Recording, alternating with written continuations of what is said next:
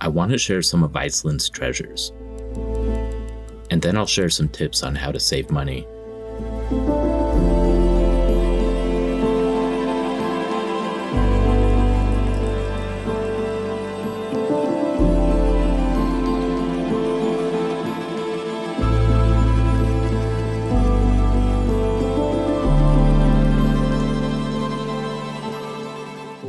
Two and a half hours east of Keflavik Airport is the first major waterfall along the Southern Ring Road.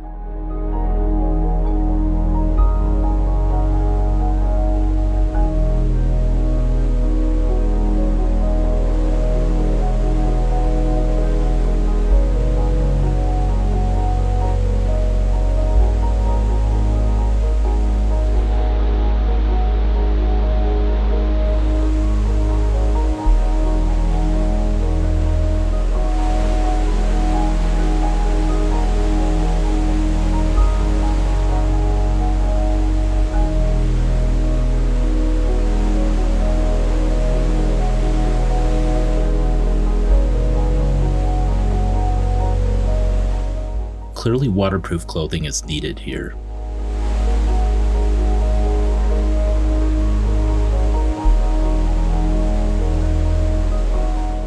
"800 yards away is a waterfall that many people miss.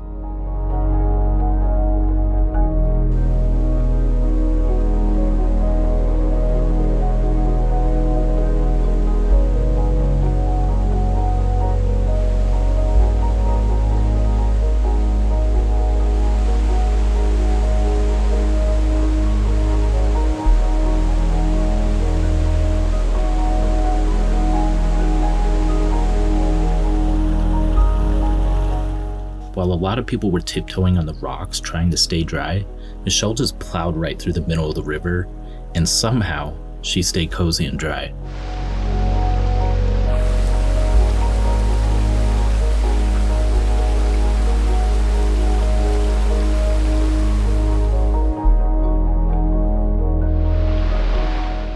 Gear is critical here.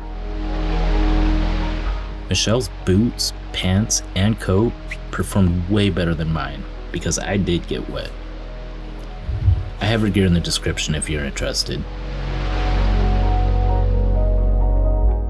About 1 hour east is one of my favorite locations in Iceland.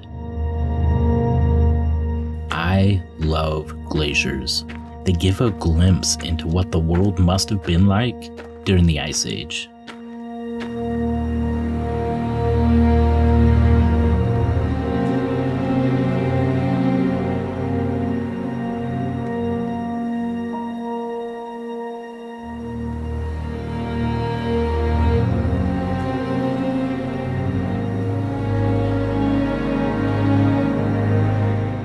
Many are thousands of feet thick, and the deepest is nearly a mile thick.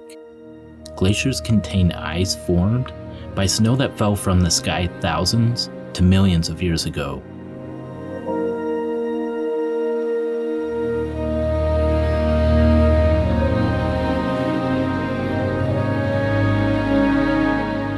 They are absolutely fascinating to me and so beautiful. This is also the location of one of the most incredible waterfalls I've seen, or at least my drone has seen.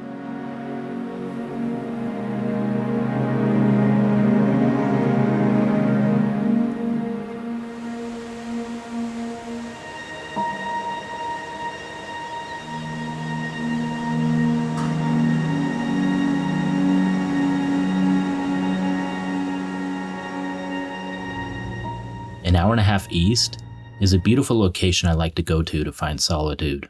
It's part of the vast area known as Katla Geopark.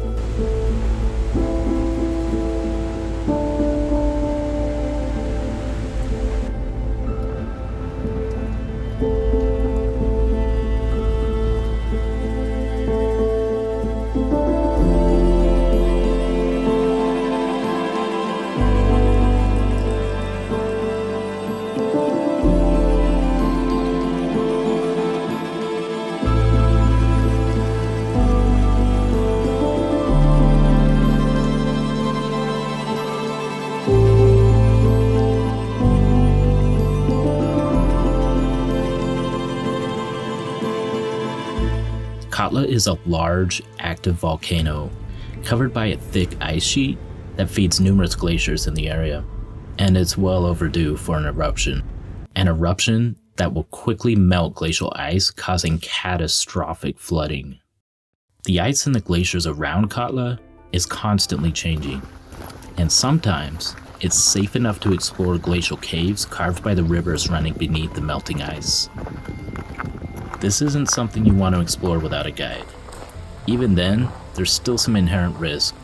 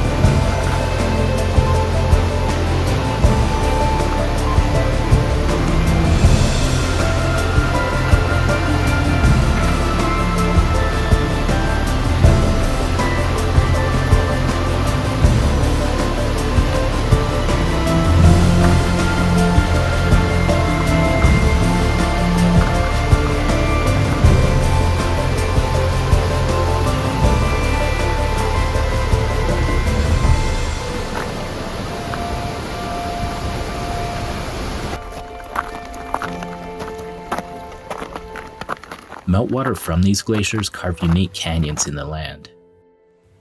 About 1 hour east is a beautiful example.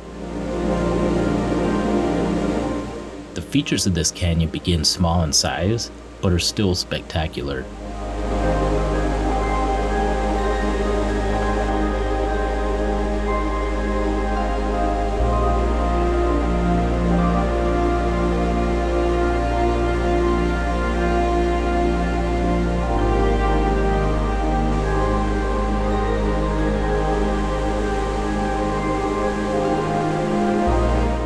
As the canyon is fed by more tributaries, it carves deep, jagged scars into the landscape.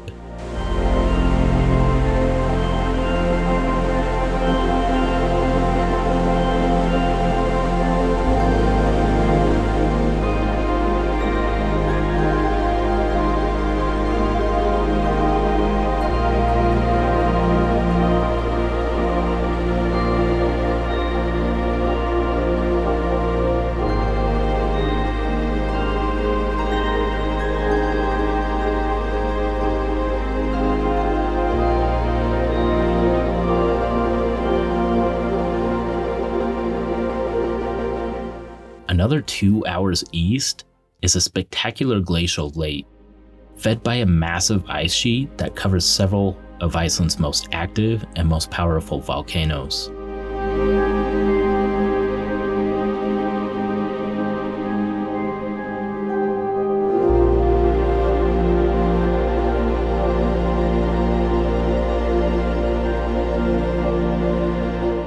The glacier feeding this bay is massive.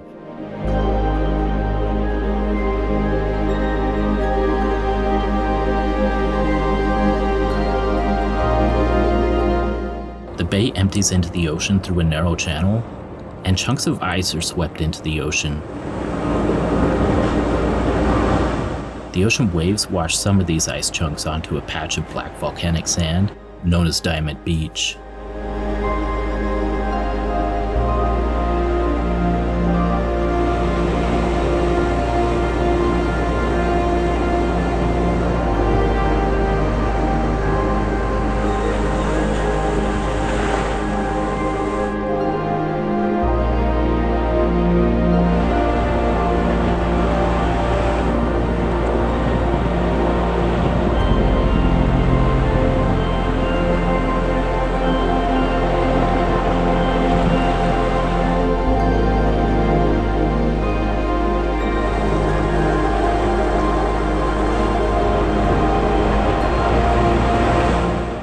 ice glimmers on the black sand, often looking like giant diamonds. Iceland's glaciers have a unique appearance.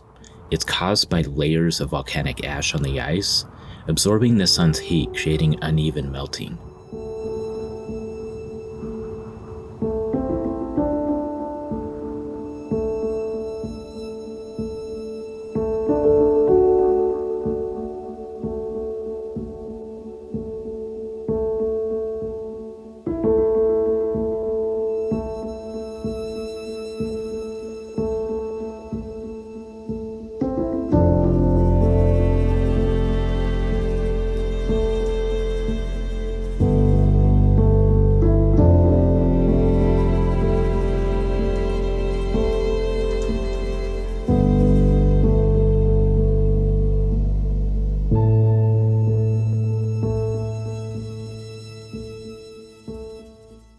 An hour and a half back west is a roadside waterfall that I'm surprised doesn't get more attention.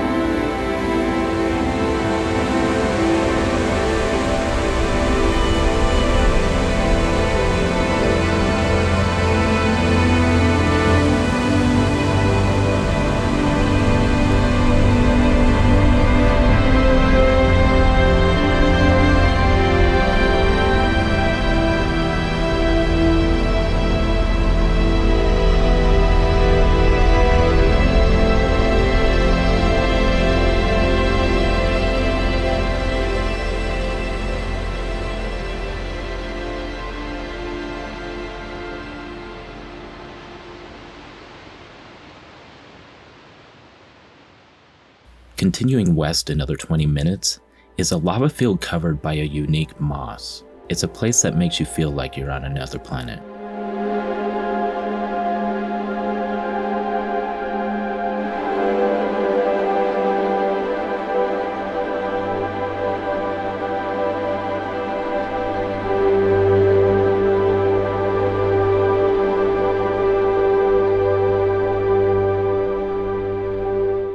In the spring, lupin is blooming everywhere, and an hour and a half away is a place where lupin fields are prolific.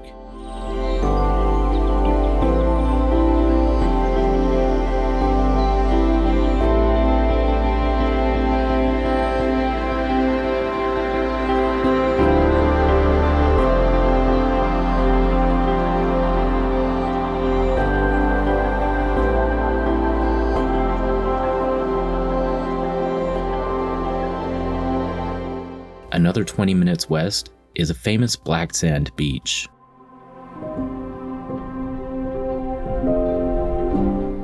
The water contrasts beautifully against the black sand.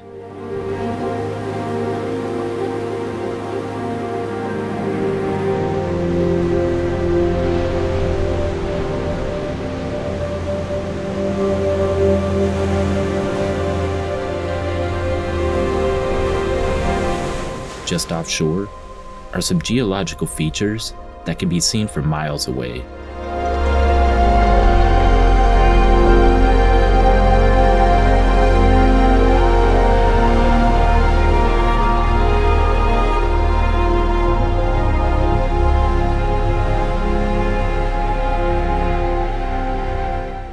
"40 minutes west of Black Sand Beach is one of the most striking waterfalls in Iceland. This 200-foot waterfall has been featured in the Game of Thrones and Thor.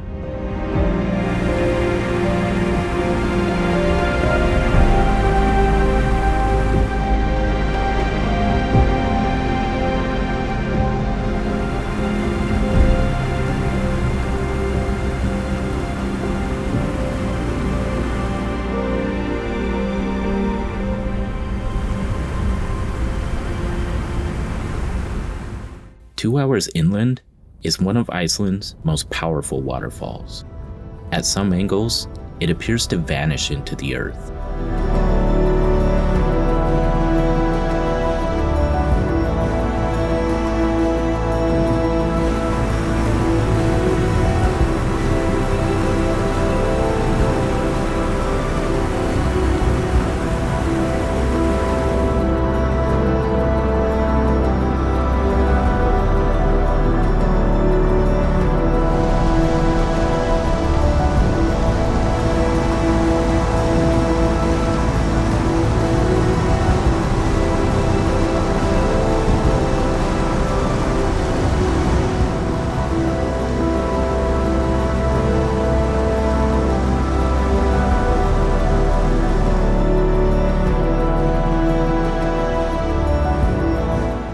Michelle and I witnessed one of Earth's most magical performances.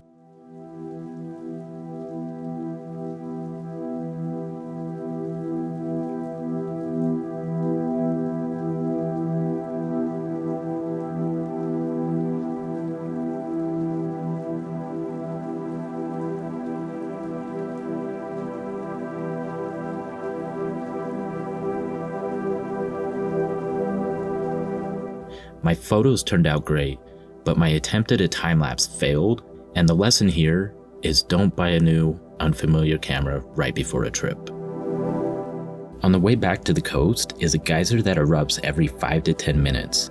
It can be anywhere from 20 to 40 meters in height.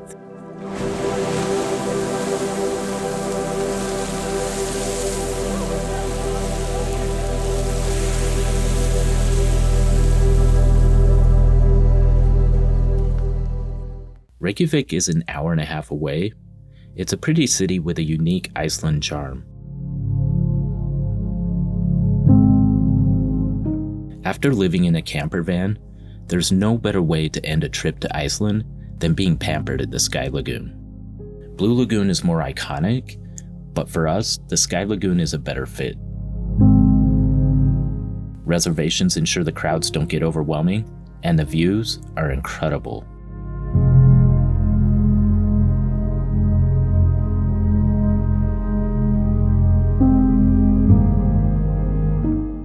And of course, there's a swim-up bar. One of the nice things about the Sky Lagoon is the rejuvenation ritual.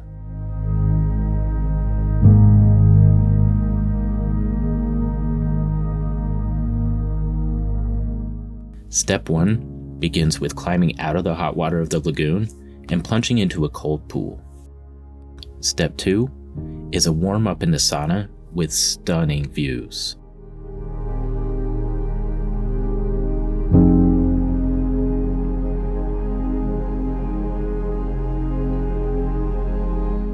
After getting hot in the sauna, step 3 is a refreshing, cooling mist.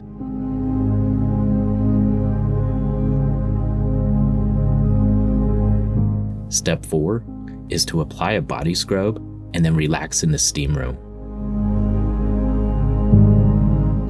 Step 5 is taking a shower, returning to the soothing water of the lagoon, and celebrate an amazing Iceland trip with sparkling wine as the sun sets.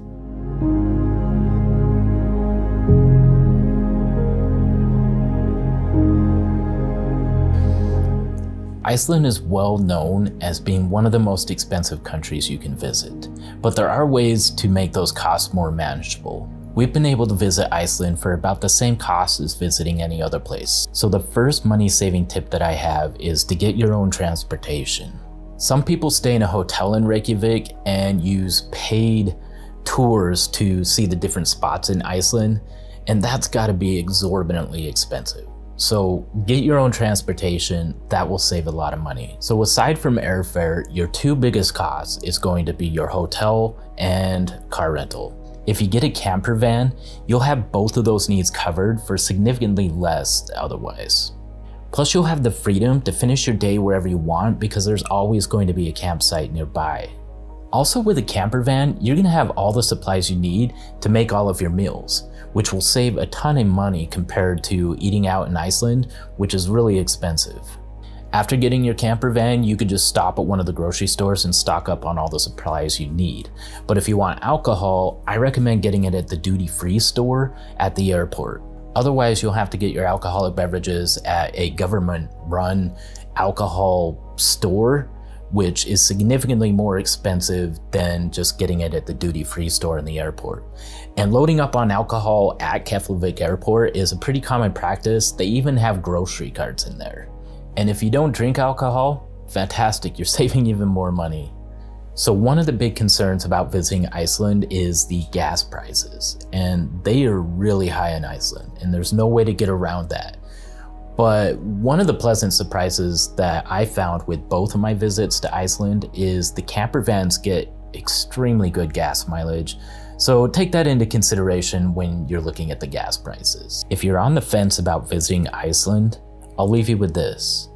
The three most beautiful places that I've visited on this planet is New Zealand, Switzerland, and Iceland. And out of those three, Iceland is easily on top. It's one of those rare places that I'm gonna keep going back to probably for the rest of my life.